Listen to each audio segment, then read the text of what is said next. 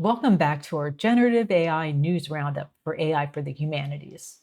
In this episode, we're highlighting the most relevant developments in AI from March 27, 2025 to today, and we'll be focusing on major players like OpenAI, Google DeepMind, Meta, as well as some news regarding an executive order on AI for education. There is more news to cover, but I will include the other major LLMs, image and video generation tools in my next video. It's been a whirlwind 2 months. We've seen large language model upgrades, breakthroughs in image, video, and music generation, and even AI tools built specifically for education. We'll break down each company's news and, more importantly, explore what these updates mean for educators in the humanities. Let's get started. Let's get started with ChatGPT and OpenAI with the GPT 4.0 upgrades, some enhancements and challenges. In April, OpenAI released an update to the 4.0 model, aiming to make ChatGPT more intuitive, creative, and collaborative. Key improvements included enhanced instruction following, or improved accuracy in adhering to user prompts, smoother coding assistance for better handling of programming tasks, natural communication for more human-like conversational abilities, and more concise responses with reduced use of markdowns and emojis that we all love. Some have even argued that these upgrades make 4.0 superior to the 4.5 model. However, the update faced criticism for making ChatGPT excessively agreeable, a behavior named sycophantic. Users reported that the chatbot became overly flattering, sometimes reinforcing delusional or harmful statements. OpenAI acknowledged the issue, attributing it to an overemphasis on short-term user feedback during training. The company has since rolled back the update and is working on refining the model's behavior to balance helpfulness with authenticity. The implications for humanities educators are that GPT-4o's upgrades introduce a more intuitive, collaborative, and creatively responsive AI experiencing, offering clearer, more concise answers with smoother coding support and fewer distractions and formatting. These improvements unlock exciting possibilities. Students can now engage in more natural conversations with AI to brainstorm essays, explore literary style through voice modulation, or co-create creative writing projects. The streamlined interface enhances accessibility, especially for multilingual or neurodiverse learners. However, the update also raises concerns. GPT-4o has been criticized for being overly sycophantic, agreeing too readily with users, and potentially reinforcing misunderstandings or biases. This tendency challenges the humanities' core emphasis on debate, critical thinking, and diverse perspectives. Educators must therefore pair AI use with activities that encourage skepticism, comparison, and critique, turning GPT-4o from a flattering assistant into a tool for deeper intellectual inquiry. Next, let's talk about OpenAI's next-gen language model, GPT-4.1, that it unveiled in mid-April. This new lineup includes not just a more capable GPT-4.1, but also streamlined mini and nano versions, marking OpenAI's first ever attempt at a truly small-scale GPT that still packs a punch. The company reports major improvements in coding ability, complex instruction following, and handling extremely long context windows. In fact, GPT-4.1's mini model can outperform the original GPT-4o model in many benchmarks, a significant leap in efficacy that hints at the rapid progress toward GPT-5. For users and developers, this means more power through less compute. Imagine an AI that can reason through difficult problems or analyze lengthy documents, now available in a more lightweight form. The implications for the humanities are that even a smarter language model like GPT-4.1 holds both promise and challenge in humanities classrooms. On the plus side, improved reasoning and longer context handling mean that AI assistants can better grasp nuanced questions and analyze large texts, potentially helping students research a novel or parse historical documents with greater accuracy. A history student might feed an entire primary source into GPT-4.1 and get a coherent summary or commentary that was impossible before due to context limits. This could free up class time to discuss interpretation rather than basic summarizing. However, as AI becomes more adept, educators must double down on cultivating students' critical thinking. With GPT-4.1 readily offering well-structured answers, it's vital to design assignments that push students to critique those answers, compare them against source materials, and identify biases or errors. In short, humanities educators should see GPT-4.1 as a more skilled teaching assistant, useful for both handling grunt work and sparking ideas, but in need of supervision and human insight to truly benefit learning. OpenAI has also supercharged ChatGPT's creative abilities by integrating a powerful image generation model into its API. This upgraded image generator, internally called GPT Image 1, launched into GPT users in late March and quickly went viral for its ability to produce stunningly realistic images, whether Ghibli-style fantasy scenes or novelty AI action figures. In 1 week, over 130 million people flocked to try it, creating more than 700 million images. Now OpenAI is making that same capability available to developers via the API, meaning apps and services can generate images from text prompts using OpenAI's tech. The model is natively multimodal, so it understands detailed prompts, including stylistic guidelines or world knowledge, and can even render legible text within images. Safety measures are built in. The model refuses disallowed content and watermarks every AI-generated image with metadata to indicate its origin. This development brings visual creativity into the hands of every student with a GPT account. For the humanities, that opens exciting possibilities and some concerns. In an art history class, students could generate images in the style of Van Gogh or Frida Kahlo to better understand those artists' techniques. Or a creative writing class might visualize scenes from their stories to spur richer descriptions. The ability to conjure illustrations on demand can help students grasp concepts like what ancient architecture may have looked like in a more tangible way. That said, educators should guide students in using this tool critically.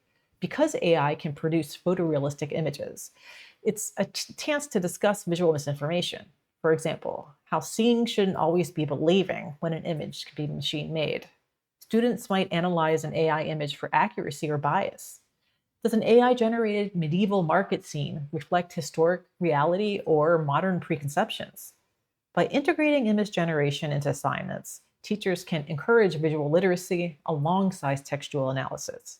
It's about harnessing imagination while also questioning the image source, a core skill as we navigate a world where AI art is everywhere. Not stopping at text and images, OpenAI rolled out next-generation audio models in late March. These include new speech-to-text and text-to-speech systems that significantly improve on the earlier whisper and voice models. One highlight is the text-to-speech model dubbed GPT-4o Mini TTS, which produces remarkably nuanced, realistic speech and is highly steerable. Developers and eventually end users can prompt this voice AI with instructions on how to speak. For instance, speak like a Victorian era narrator or use a calming tone as if guiding a meditation. According to OpenAI's head of product, these advances tie into a larger vision of AI agents that don't just chat via text, but can talk and listen like a human assistant. In demos, the new model could adopt a gritty true crime narrator voice or a friendly professional female voice on showcasing developing leaps in expressiveness. The speech models, alongside improved transcription for converting audio to text, are now available through OpenAI's API for integration into apps. Enhanced audio can be a boon for language arts, drama, and accessibility in education. For example, literature teachers can use the text-to-speech model to generate readings of texts in various styles. Imagine hearing a Shakespeare soliloquy developed in a dramatic Shakespearean actor voice versus a modern conversational tone, and asking students which conveys the meaning better. Students studying a foreign language or dialect could type in phrases and listen to them spoken with lifelike intonation.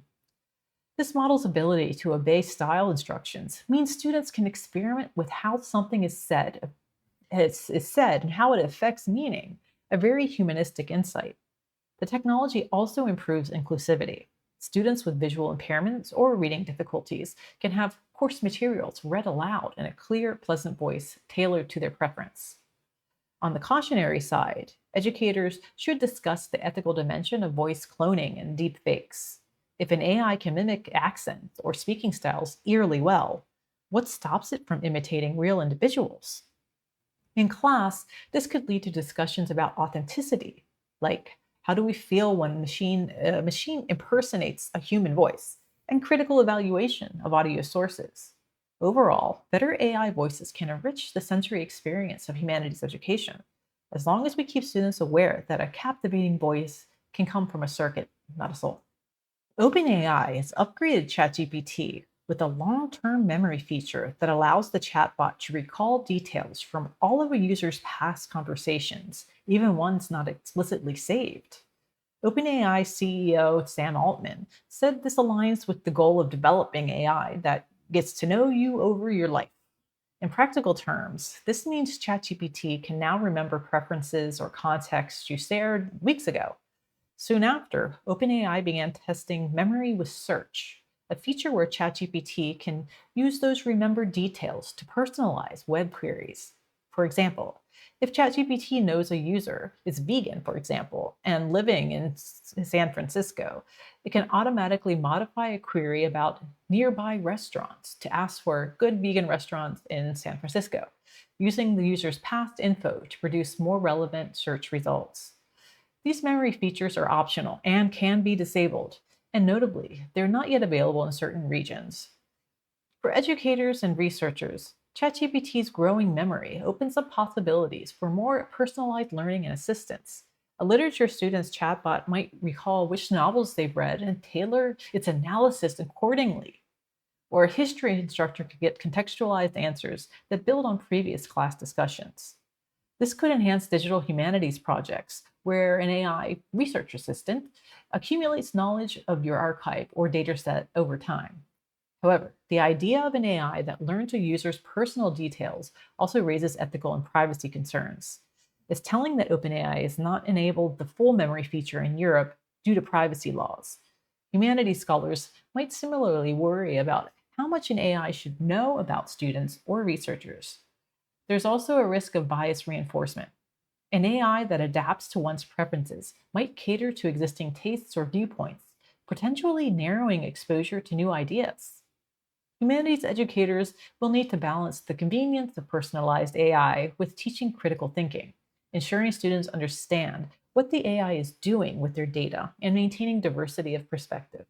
In short, ChatGPT's memory could be a powerful tool for tailored educational experiences, but it underscores the importance of digital literacy, privacy safeguards, and ethical guidelines in academic settings.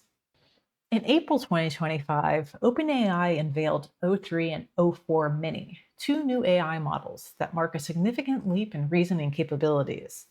OpenAI's O3 is the company's most powerful reasoning model yet, achieving state of the art results in coding, math, science, and multimodal benchmarks.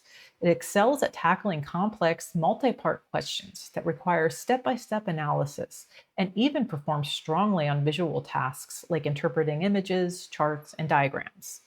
Notably, O3 was shown to make 20% fewer major errors on difficult real world tasks compared to OpenAI's earlier reasoning model O1, reflecting substantial gains in accuracy and reliability. Early testers have praised O3's analytical rigor and its knack for generating and critiquing novel hypotheses in fields like biology, math, and engineering. In short, O3 represents a new frontier class model focused on deep reasoning. OpenAI's O4 Mini is a scaled down companion model alongside O3, optimized for speed and cost efficiency without sacrificing too much capability. Despite its smaller size, O4 Mini delivers remarkable performance in areas such as math, coding, and visual understanding. It even outperforms its predecessor in a range of non STEM tasks and data science problems. Thanks to careful optimization, O4 supports significantly higher usage limits than O3, making it ideal for high volume or real time applications. In practice, OpenAI positions O4 Mini as offering an attractive trade off among price, speed, and performance, a fast reasoning model that is cheaper to run while still leveraging many of O3's advancements. Both models were made available to ChatGPT users on Plus, Pro, and Team tiers and via the API, broadening access to advanced reasoning AI. And multimodal thinking with images. A headline feature of O3 and O4 Mini is their ability to natively handle visual inputs as part of their reasoning process. Previous GPT models could describe images, which was such as GPT-4's vision feature, but the O3 series takes this further. For the first time, the models can integrate images directly into their chain of thought. In other words, they don't just see an image, they think with it, analyzing visual information alongside text when formulating answers. This unlocks a new class of problem solving that blends visual and textual reasoning. Users can, for example, upload a photograph of a whiteboard, a chart from a textbook, or even a hand drawn sketch, and the model will interpret and discuss it as part of a conversation. Impressively, O3 and O4 Mini can handle low quality or tricky visuals like blurry photos, rotated or reversed text, and still extract meaning. Moreover, the models can manipulate images on the fly as a tool within their reasoning steps. For instance, rotating or zooming into an image to examine details and then updating their analysis accordingly. This deep multimodal capability means the AI can solve tasks that were previously out of reach, such as reading messy handwriting, analyzing diagrams, or interpreting artistic images within the context of a discussion. It represents a significant breakthrough in visual reasoning, effectively allowing the AI to serve as an image literate research assistant. OpenAI's 2025 models also introduce a new level of agentic behavior and how they use tools. Both O3 and O4 Mini have full access to every tool within ChatGPT's ecosystem, including web browsing, the Python code interpreter, file uploads, and image generation. And they've been trained to decide when and how to use these tools autonomously in order to best answer a query. This is a departure from earlier models, which required the user to manually invoke tools or plugins. The O3 series models can strategically plan out a chain of steps.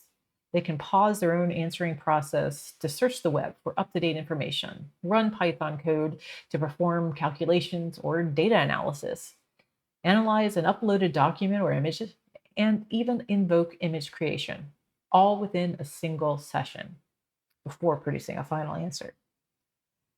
They were trained with reinforcement learning to use tools in a reasoning way, learning not just the mechanics of each tool, but which situations call for tool use versus relying on built in knowledge.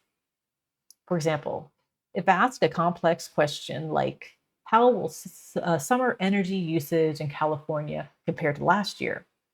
An O3 model might autonomously decide to fetch recent public data via web search, write and execute code to model a forecast, generate a graph of the results, and then provide a written explanation of the findings. This kind of multi step problem solving, chaining together tool outputs with the model's own reasoning, allows these models to tackle tasks that involve current events, extensive calculation, or cross referencing external sources. In evaluations, this strategic approach led to more useful and verifiable responses than earlier models produced. O3 and O4 Mini can incorporate up to date evidence and cite sources in their answers. The models also come with greatly expanded working memory. Context window sizes reportedly up to 200K tokens for O3, far above the 32K tokens of GPT-4, meaning they can retain and reason over very large amounts of text or code in one go. In practical terms, O3 can stay engaged on a task for 10 to 20 minutes or longer without losing context, updating its plan as new information comes in. This long horizon reasoning capability blurs the line between an AI assistant and a true collaborator. Above all, compared to previous generations like GPT-4, the new O3 series feels like it's more intuitive, proactive, and capable across a variety of tasks, from writing and coding to complex analytical workflows, due to these advancements in multimodal understanding and tool-mediated reasoning. Notably, OpenAI has indicated that these O series models will pave the way for a next model, GPT GPT-5, which is expected to unify the reasoning abilities of O3 with the strengths of models like GPT-4o. However, since putting out that statement originally, they've walked it back, and the GPT-5 model may not even exist. The implications for humanities education are that for educators and researchers in the humanities, OpenAI's O3 and O4 Mini offer exciting new possibilities, as well as some challenges for teaching and scholarship. These models' enhanced abilities to analyze both text and images mean they can serve as powerful assistants in fields like literature, history, art, and language studies. For instance, a literature professor could feed an entire novel or corpus of poems into O3 thanks to its huge context window and receive sophisticated analyses of themes, motifs, and linguistic style all in one go. The model could even incorporate illustrations or manuscript images into the discussion, reading marginalia or interpreting symbolic artwork alongside the text. In history classrooms, O3 might help students explore primary sources by transcribing and translating historical documents, even handwritten ones, and by identifying pertinent context from the web. In fact, early case studies show that these reasoning models can handle tasks like transcribing 18th century letters with high accuracy, a job that once required specialized paleography skills. The models can also act as research aids. One demonstration found O3 was able to uncover overlooked declassified documents on a Cold War era topic and even draft a template for a FOIA request, complete with an archive box for locating the sources. Such capabilities hint at how historians might use AI to accelerate archival research and interdisciplinary analysis. In art and visual studies, the Think with Images feature enables detailed image analysis. Students could ask the model to examine a painting, map, or photograph and get back a reasoned interpretation of its content, style, or historical context, with the model zooming in on details as needed. Language teachers, likewise, might leverage O3's advanced understanding of linguistic nuance for activities like grammar explanations, style comparisons, or even dialect translation exercises. Knowing the model can consult external data or generate examples on the fly. Pedagogically, these models can function as on-demand tutors or creative partners for students. A humanities educator might have the AI generate discussion questions about a text, then refine them using the model's feedback, or use the O4 Mini in class to quickly demonstrate a concept. For example, graphing the plot arc of a novel, or mapping the relationships in a historical event with both text and images. Because O3, O4 Mini can draw on external sources and show reasoning steps, they can also be used to teach critical thinking. Instructors can have students critique the model's chain of thought and the evidence it cites, turning the AI into a tool for practicing analysis rather than a shortcut to avoid it. That said, the arrival of these powerful models also raises important considerations for humanities educators. Their ability to produce plausible essays and analyses means that educators must rethink assignments and assessment, emphasizing processes and originality to ensure that students engage deeply rather than relying on AI-generated answers. The models still have limitations. They may occasionally hallucinate incorrect facts or miss subtleties. For example, early research noted that while AI-written literary analyses are structurally sound, they might lack the deeper critical insight that a human scholar provides. Humanities instructors, therefore, are encouraged to integrate AI thoughtfully, using O3 and similar models to enhance learning. For example, brainstorming ideas or providing alternate viewpoints, while also teaching students how to verify and question the AI's outputs. In sum, OpenAI's O3 and O4 Mini herald a new era for AI in the humanities. Their multimodal, tool-using intelligence can unlock creative and analytical tasks in literature, history, language, the arts that were previously impractical for AI, from parsing ancient texts to visual cultural analysis. The challenge and opportunity for educators is to harness these capabilities to enrich humanistic study, using the models to inspire curiosity, provide personalized support, and augment the research process, all while cultivating students' critical thinking and ethical awareness in an AI enhanced learning environment. Now, moving on to Google. Google's latest AI releases are aimed at faster reasoning and new creative capabilities. Google's AI division, Google DeepMind, rolled out several notable updates this spring, centered on its Gemini AI models and related tools.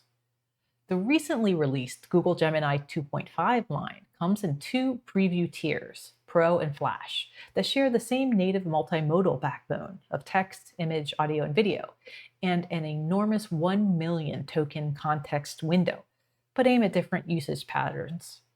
Building on the prior 2.0 Flash model, 2.5 Flash is described as Google's first fully hybrid reasoning AI. It can think through complex tasks step by step when needed, but also turn that reasoning mode off to respond quickly on simpler queries. Developers can even set a thinking budget to control how much extra processing speed and steps the model takes, balancing quality versus speed. With reasoning enabled, Gemini 2.5 Flash has dramatically improved its performance on multi-step problems like math or research questions.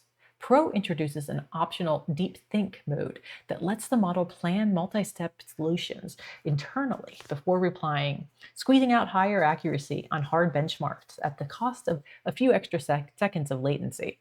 Flash, by contrast, is pioneered for speed and price at a 15-cent input, 60-cent output per million tokens, and exposes a thinking budget slider so developers can dial reasoning depth up or down per call. Both variants add built-in text-to-speech that can fluidly switch among 24 languages and keep the same voice, show state-of-the-art scores on reasoning. Gemini Pro hits a 17.8% on Humanities last exam versus 5.4 for GPT-4.1. And visual tasks, and shipped with stronger safety tooling and Synth ID watermarking. The models are live today in Google Gemini AI Studio and Vertex AI, with NotebookLM and other first-party apps already migrated to the 2.5 model under the hood. Why it matters for the humanities? Gemini 2.5's blend of massive context and controllable reasoning is tailor-made for disciplines that work with long, complex, and mixed media sources. A literature class could feed an entire novel plus critical essays into Pro and watch it trace motifs across chapters, while historians might use Flash to sift thousands of archival photos and captions in seconds, only cracking up the thinking budget when deeper interpretation is needed. Native audio output lowers the barrier for language study, oral history projects, and accessibility, letting students hear passages read aloud in a consistent, emotive voice. Because cost scales down sharply with Flash, smaller departments and community archives can realistically fold large content AI into their workflows. The pedagogical catch is that Gemini's slick summaries and high-confidence answers risk flattening nuance. Instructors will need to foreground source checking and invite students to compare low-budget quick takes with deep think analyses to see how reasoning depth changes conclusions. Used critically, Gemini 2.5 can shift humanities courses from time-consuming data wrangling toward higher-order interpretation, while offering a live case study in the trade-offs between speed, depth, and ethical AI use. Google's NotebookLM, an AI-powered note-taking and research assistant, received a significant upgrade by switching its underlying model to Gemini 2.5 Flash. NotebookLM was already an experimental tool that lets users upload documents or notes and then ask AI questions about them, similar to an AI notebook for studying. With the new Gemini 2.5 engine, NotebookLM can now perform more complex reasoning on user-provided materials, producing more comprehensive answers to multi-step queries. Google noted that questions requiring analysis across a large document set or creative planning should see better results thanks to 2.5's thinking capability. In addition, NotebookLM recently added audio overviews in 50+ languages and is rolling out a mobile app, reflecting Google's efforts to broaden access and modalities, both text and audio, for this tool. The inclusion of Gemini 2.5 Flash which can leverage context more effectively, means that NotebookLM can recall earlier parts of a research session or consider a user's outline and sources in greater depth when formulating answers. NotebookLM's enhancement is particularly relevant for humanities scholars and students tackling research projects. Imagine a graduate student in literature using NotebookLM to summarize and cross-reference several journal articles. With the 2.5 Flash model, the AI summaries and insights are likely to be more nuanced and context-aware, potentially identifying subtle connections between texts. This could accelerate literature reviews or help historians sift through archival materials by asking pointed questions and getting synthesized answers. The addition of audio overviews is also notable for accessibility and pedagogy. For example, an instructor could generate a podcast style summary with a long reading, allowing students to engage with it in a different format, which is helpful for auditory learners or for review on the go. Moreover, the fact that NotebookLM now supports many languages could add humanities educators in language and area studies. In one way, they could upload various texts in various languages and discuss their contexts with the AI, broadening cross-cultural accessibility. Of course, with greater power comes the need for greater critical oversight. Humanities educators will need to teach students how to verify NotebookLM's outputs, double-check interpretations, and understand that the AI's comprehensive answer is only as good as the data it was given. Nonetheless, an AI research assistant that can handle complexity and speak in multiple languages has exciting potential as a tool for scholarship and multilingual education. It may free up time from tedious summarizing or data mining tasks, allowing educators and students to focus on interpretation and critique. Google has also made strides in the AI-generated video space. Veo 2, its text-to-video model, graduated to general availability in early April 2025. Veo 2 allows users, currently Gemini Advanced subscribers and developers via the API, to create short video clips of up to 8 seconds from either a text description or an image prompt. The model has seen significant improvements in video realism, motion accuracy, and even the simulation of real-world physics. For example, a user can prompt Veo 2 with a knight riding through a sunlit forest, or provide a still image and ask it to animate that scene. The output is a 720p video at 24 FPS, complete with the requested visual style. Google highlights that Veo 2 can follow both simple and complex instructions, generating a wide range of styles from cartoonish animations to realistic live-action-esque footage. A draft mode allows quick previews at lower fidelity. Veo 2 is integrated into Google's AI ecosystem, e.g. the Gemini app and Google Labs features. Users can easily share generated videos to platforms like TikTok or YouTube, and a Whisk Animate feature lets you take an AI-generated image and turn it into a video with Veo 2.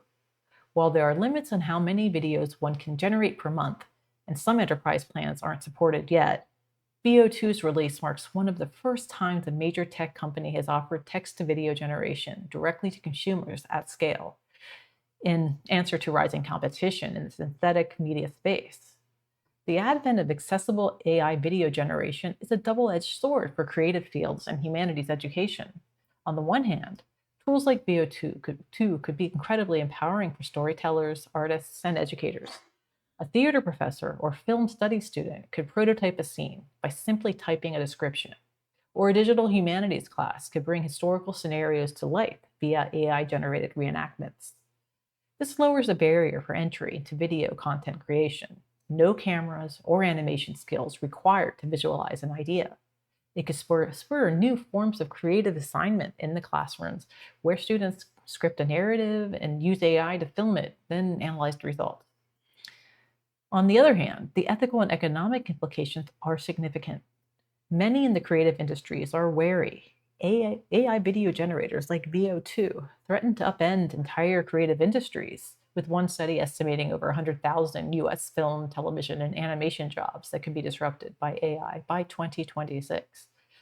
Humanities scholars who focus on labor, media, and ethics will find rich material here, from questions about authorship, who is the creator of an AI-generated video, to concerns about deepfakes and misinformation if realistic video becomes trivial to produce.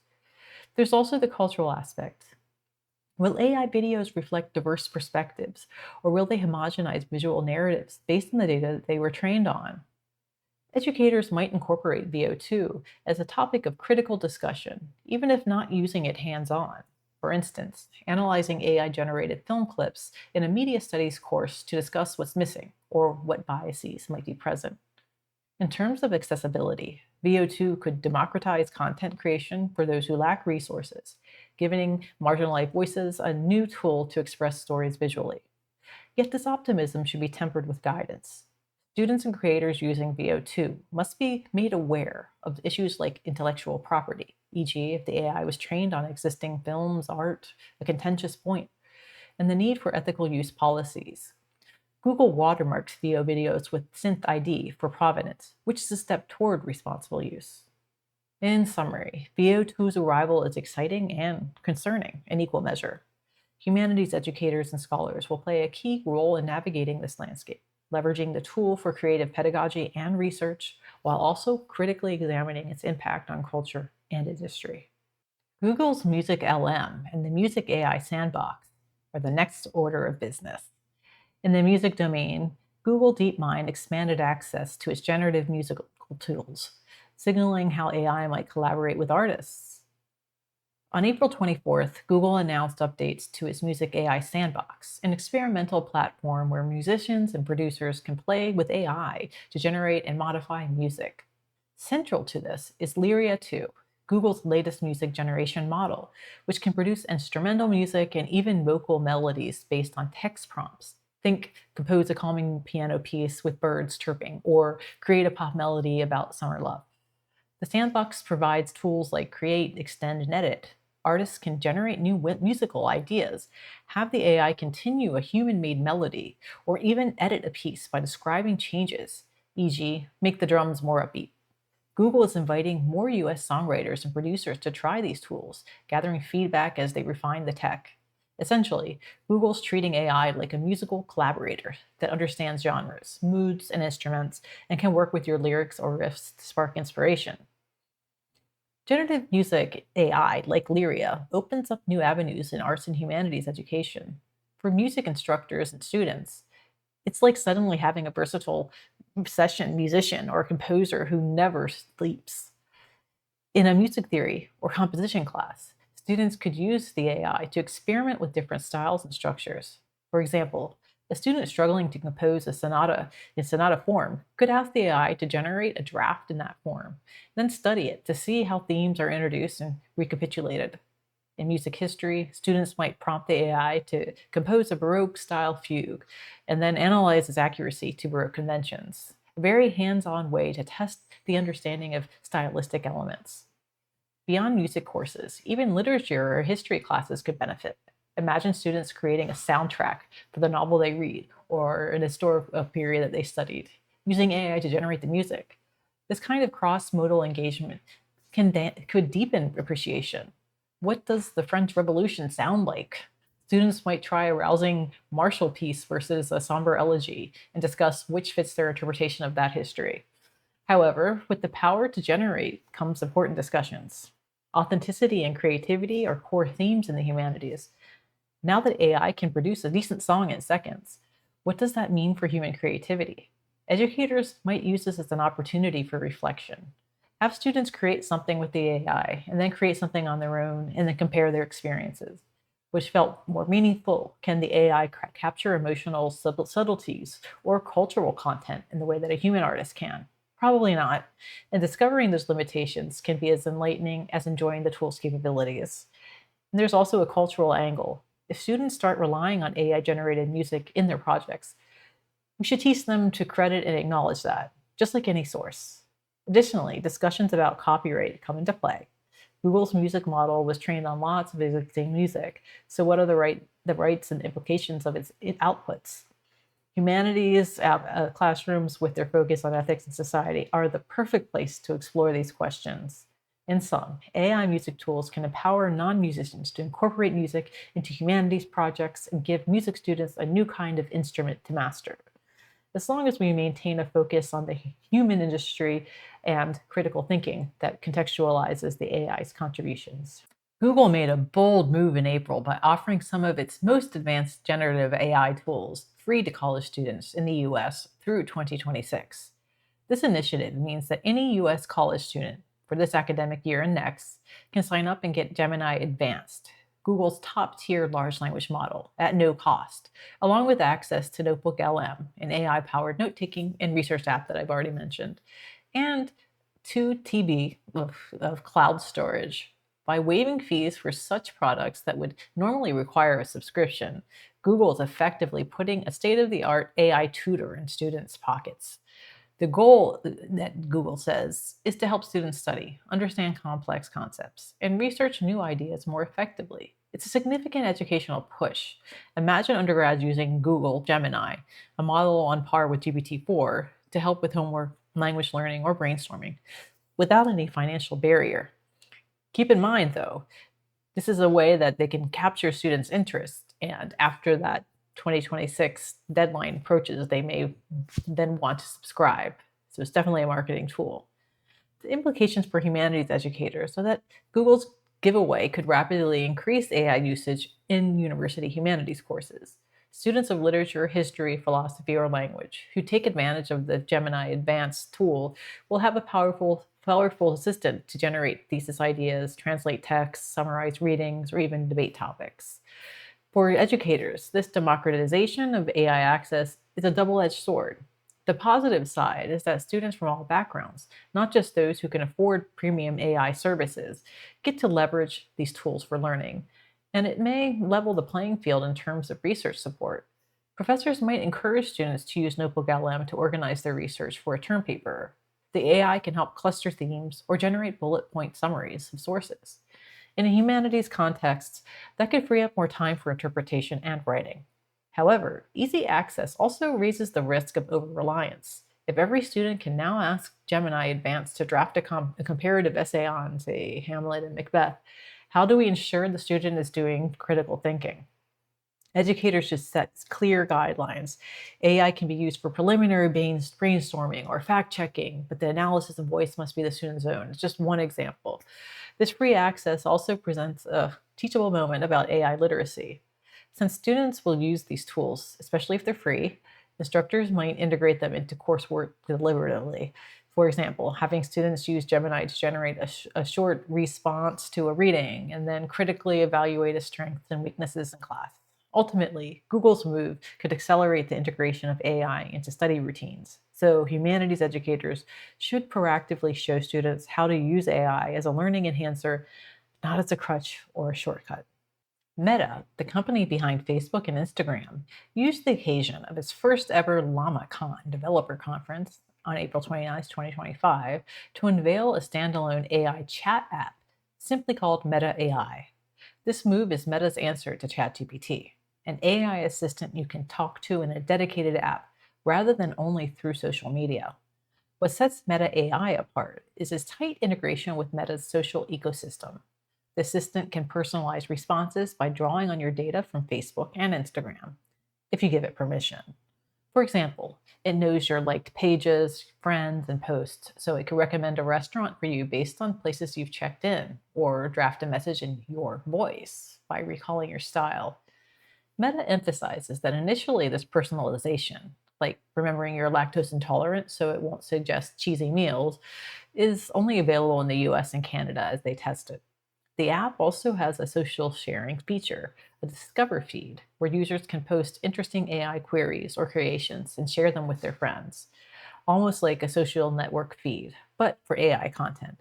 In short, Meta is leveraging its unique strength, this years of social data and networks, to make an AI assistant that feels like it knows you, embedded in a familiar, shareable interface.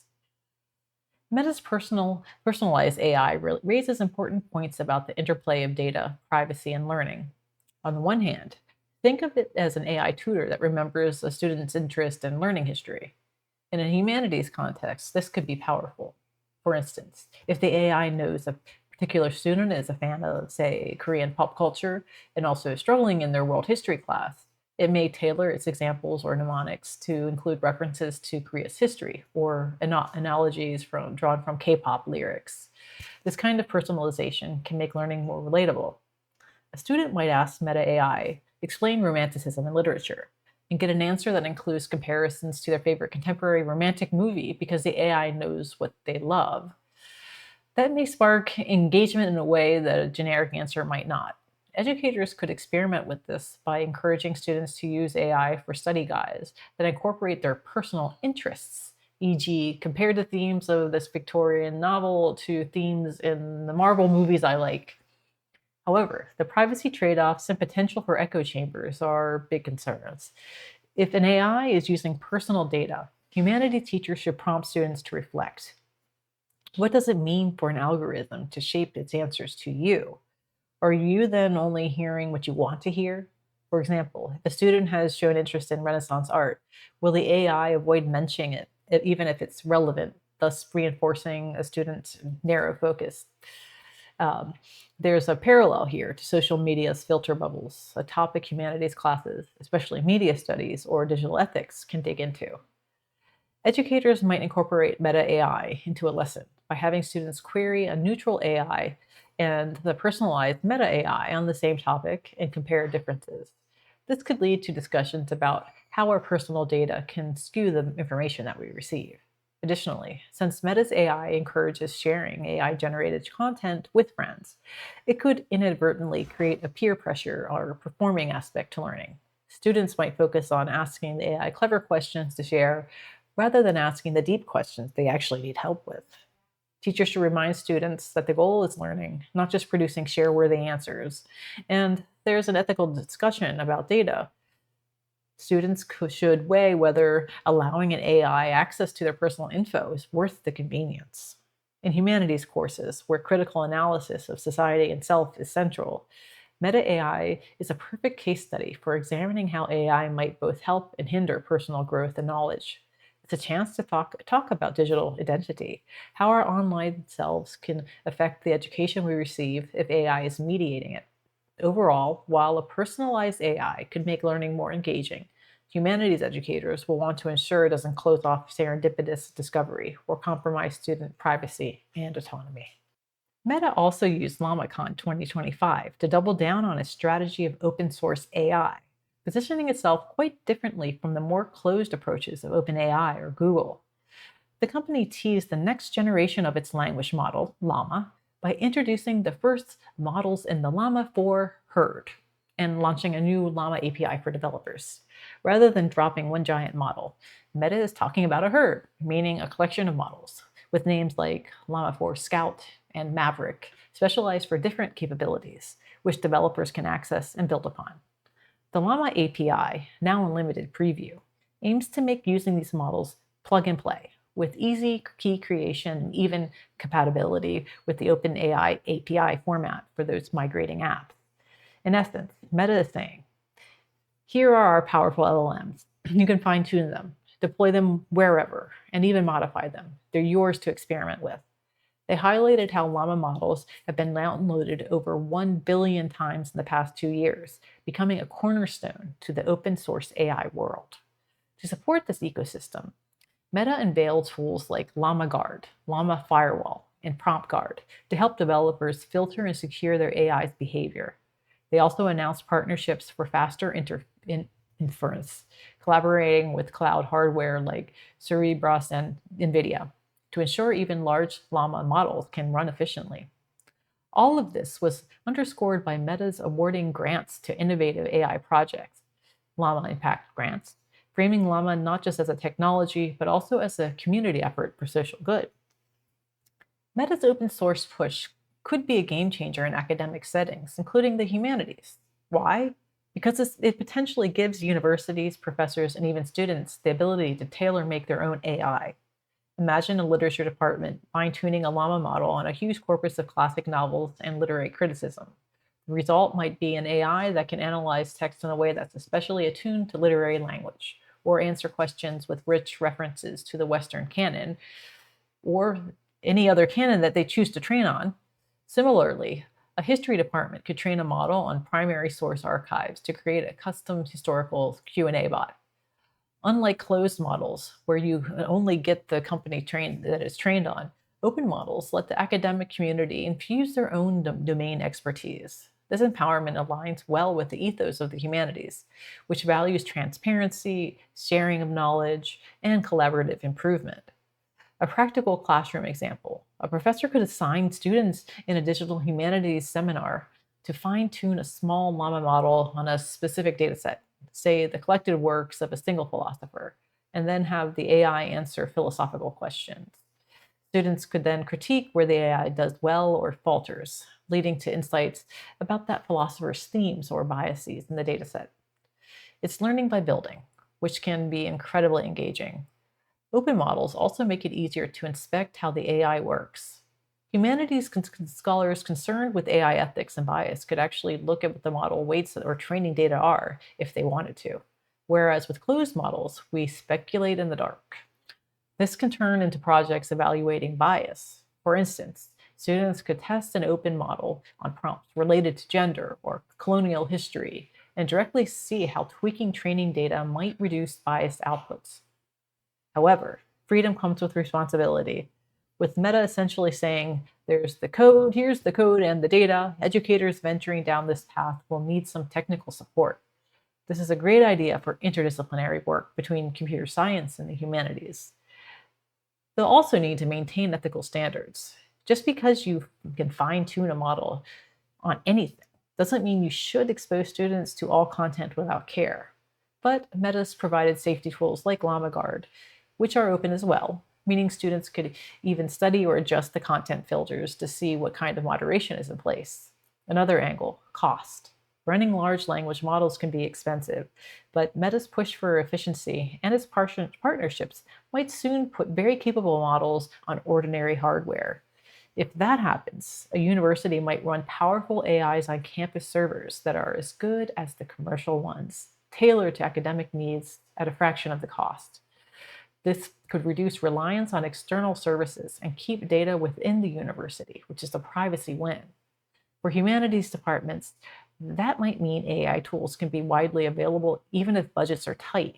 Say, an AI writing tutor available for every student without paying per-use fees to OpenAI. Summing up, Meta's open source Llama initiative could usher in a wave of custom AI in academia, where the humanities can actively shape AI to serve scholarly and educational goals. It empowers educators and students not just to use AI, but to participate in its creation, reflecting a core humanistic value that we should be active agents in technology, not just passive consumers. In late April 2025, the US president signed a significant executive order aimed at boosting AI education and training in the United States. Titled Advancing Artificial Intelligence Education for American Youth, the order makes it national policy to promote AI literacy and proficiency among Americans by integrating AI into education, providing comprehensive AI training for educators, and fostering early exposure to AI concepts. In K-12 schools, this means encouraging the development of an AI-ready curriculum, introducing students to AI tools and concepts from an early age so they build familiarity and skills in this transformative technology.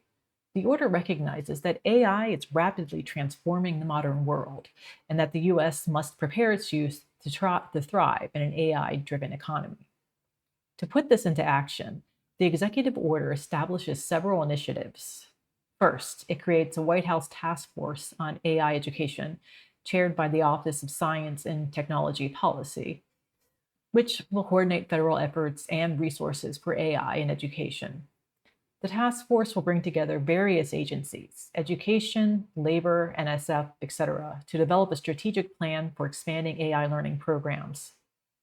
Second, the order launches a presidential AI challenge, a program to reward and recognize innovative uses of AI in education by students and teachers. This could take the form of competitions or grants for schools that come up with creative AI projects or curricula. The order also calls for building public-private partnerships to provide K-12 schools with AI resources and industry expertise. Tech companies and nonprofits might collaborate with school districts to develop learning materials or pilot programs. For example, a partnership with an AI company to bring coding with AI modules into high school computer science classes. Furthermore, there's an emphasis on teacher training. Within 120 days of the order, the Secretary of Education is directed to make sure federal grants for professional development prioritize AI training for educators. This could include training teachers how to use AI tools to streamline administrative tasks like grading, lesson planning, as well as how to teach about AI in the classroom. Importantly, the order suggests integrating AI fundamentals into all subject areas, indicating that AI isn't just for computer science class, but something that even English or social studies teachers might incorporate. For instance, discussing AI ethics or using AI for assignments. Finally, the executive order looks beyond the K through 12 programs to the workforce by promoting AI-related apprenticeships and job training programs. The idea is to expand opportunities for high school graduates or college students to enter AI and tech fields through apprenticeships, particularly aiming to include underrepresented communities. In essence, the order is a broad strategy to weave AI into the fabric of American education at all levels. This federal push for AI education has several implications for the humanities and our educators and scholars, who are critical stakeholders in how this technology is contextualized and taught. First, it underscores that AI literacy is becoming as important as reading and writing. For humanities teachers, this doesn't mean everyone must become a coder, but it does mean that understanding AI's role in society, its possibilities and pitfalls, should be part of a well-rounded education. We might see more schools asking history or social studies teachers to cover topics like the history of technology, the impact of automation on labor, a classic humanities topic now directly tied to AI, or ethical issues around AI, such as privacy, bias, and fairness, in civics or philosophy classes. This is a chance for humanities educators to ensure that AI education isn't just technical, but also ethical and human-centered. The order explicitly calls for responsible and appropriate integration of AI in education, which is in language humanities folks can help define what is appropriate and how can we teach AI in a way that stresses its social context and the values we want to uphold. The creation of an AI education task force and the Presidential AI Challenge suggests that there will be funding and recognition for innovative educational projects. Humanities departments and educators might collaborate to propose programs. For example, a project where students use AI to preserve local history, perhaps training a model on oral histories to make an interactive museum exhibit, or the high school philosophy curriculum module on ethics. Such projects could get support under the new initiatives. It's an opportunity for humanities scholars to secure grants to develop interdisciplinary courses that combine coding with critical thinking, or to partner with computer science educators to create curricula that meet the policy's goals, while also emphasizing cultural and ethical literacy. Teacher training being prioritized for AI means that many humanities teachers will soon find themselves in professional development workshops about using AI tools in their classes. This can be both exciting and daunting. On the one hand, teachers might learn how to use AI for mundane tasks like lesson planning, like using AI to generate quiz questions or discussion prompts, which they then can refine. Freeing up time from administrative duties could let teachers focus more on one-on-one student interaction or creative teaching strategies. On the other hand, there's a learning curve and a mindset shift that's required. Not all educators are comfortable with AI, and some may fear that AI could replace aspects of their job. Humanities educators should approach this proactively by engaging with these tools. They can better understand their strengths and weaknesses and guide students to using AI critically. An English teacher could show how an AI might generate a competent essay, then lead a discussion on what's missing in that essay, like original thought, personal voice, etc., thereby teaching both writing and AI literacy. The mention of apprenticeships and workforce development in AI also connects to the humanities in terms of equity and social impact. AI jobs have been historically less accessible to underrepresented groups. A focus on apprenticeships could broaden who gets chosen to participate in the AI economy. Humanities scholars in fields like sociology, anthropology, or education might evaluate these programs' effectiveness or ensure they're designed inclusively. There's also a role to play in local community education. Libraries or museums might run AI awareness workshops, aligning with the policy spirit of lifelong learning in AI beyond just the K-12 curriculum. Another potential concern from a humanities perspective is, will the rush to integrate AI overshadow other crucial areas of learning? The executive order is one of 7 education-related orders signed on the same day, which also dealt with things like school discipline and college oversight. There's a political dimension here. For instance, balancing AI education with other priorities like arts education, critical thinking, and civics. Humanities advocates should ensure that AI doesn't become an isolated silo in the curriculum, but is taught in a way that complements and enhances humanities subjects. Learning about AI in a literature class might involve reading science fiction that explores AI themes, thus merging technical literacy with cultural literacy. In conclusion, the President's AI education order is a clear signal that AI knowledge is now viewed as essential for the next generation, where the humanities is both a challenge and an invitation.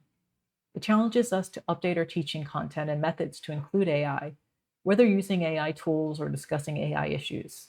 And it invites us to shape what AI literacy means, making sure it includes understanding AI's impact on society, ethics, history, and creativity. By stepping up to this task force and perhaps serving on it, which would be great for the humanities as experts, and participating in the national conversation, humanities educators can ensure that the integration of AI into education enriches rather than impoverishes the humanistic qualities of our education system. Across just 2 months, the landscape has lurched forward in 3 unmistakable directions: depth, breadth, and agency. Depth shows up in the giant context windows and thinking budgets of Gemini 2.5 Flash, GPT-4.1, and the O series, engines that can digest entire archives and then reason step by step. Breadth arrives through multimodality, image-literate chatbots, speech modules that double as narrators, and text-to-video systems that can storyboard a lesson in seconds. Agency is the newest frontier, memory-laden assistants that adapt to us, and tool-using models that decide when to browse the web, write code, or spin up a diagram before they ever answer. For the humanities, this triple shift is both windfall and warning. We now have research partners that can collate sources overnight, studio tools that let non-experts compose soundtracks or animate scenes, and personalized tutors that can pitch Shakespeare in the cadence of hip-hop. Yet these same systems can flatten nuance, reinforce bias, or tempt students to outsource the cognitive heavy lifting. The challenge ahead is therefore curricular, not technical, designing assignments that expose the model's reasoning, insist on human judgment, and treat AI outputs as drafts to be questioned, not endpoints to be copied. 3 pragmatic moves can keep us on course. We can embed transparency rituals. We should require students to include the model's chain of thought or tool log when they submit work, so critique begins with how the AI arrived at its answer. Pair speed with slowness. Use rapid AI summaries to clear factual underbrush, then switch to seminar-style deep reading that machines still can't replicate. Cultivate cross-disciplinary fluency. Partner with computer science colleagues to co-teach models or modules on prompt design, dataset ethics, and bias auditing. Skills now as central to the liberal arts as close reading or historiography. Taken together, the past 2 months of breakthroughs really show that generative AI is no longer a novelty tacked onto the curriculum. It's fast becoming the substrate of how we read, write, see, and hear. For humanities classrooms, this means unprecedented creative leverage, visualizing text, sonifying poems, staging visual performances, alongside a sharper imperative to teach skepticism, source checking, and cultural context. The federal executive order on AI education now formalizes that mandate. It weaves AI literacy, including ethics and societal impact, into every subject, ties professional development dollars to teacher upskilling, and funds pilot projects that blend technology with the arts and social studies. In effect, Washington has moved the conversation from should we use AI to how do we use it responsibly, equitably, and reflectively. At least that is the hope. If we meet the moment with the spirit of critical collaboration, the humanities won't be sidelined by the new generation of generative AI. They'll become the discipline that teaches everyone else how to think with, through, and when necessary, against the machine. This has been AI for the Humanities. If you've liked this episode, please like it, subscribe, share, and hit the notifications bell to stay on top of the news. Thank you.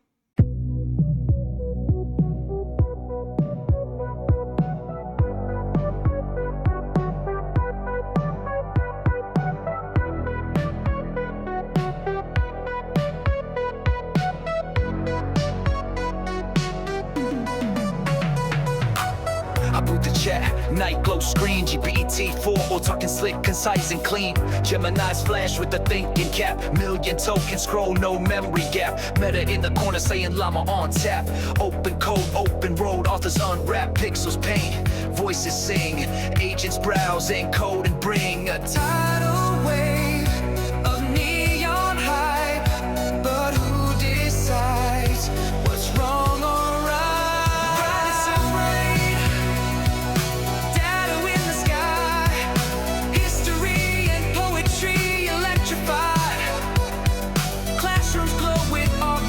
Light, but we keep the questions burning bright. Oh, let the algorithms play. Human hearts still lead the